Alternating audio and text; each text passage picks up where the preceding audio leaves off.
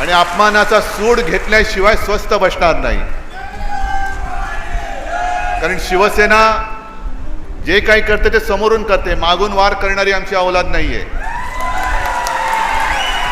समोरासमोर या. आम्ही छातीवरती वार झेलणारे आणि छातीवरती समोरून वार करणारे आहोत. आणि म्हणून मी आज मुद्दामून आलो की एक मोठी जाहीर सभा घ्यावी असं माझ्या मनात देखील होतं. पण संध्याकाळची सभा ही एवढं आता वेळापत्रक घट्ट झाले की काही जमत नाहीये. आज संध्याकाळी तर मी वर्ध्याला सभेसाठी जातोय. काल बुलढाण्याची सभा झाली. पूर्ण राज्यामध्ये आणि देशामध्ये एक प्रचंड लाट दिसते. प्रचंड म्हणजे याचं वर्णनच करू शकत नाही. कदाचित अशी लाट ही आणीबाणीच्या नंतर आली असेल.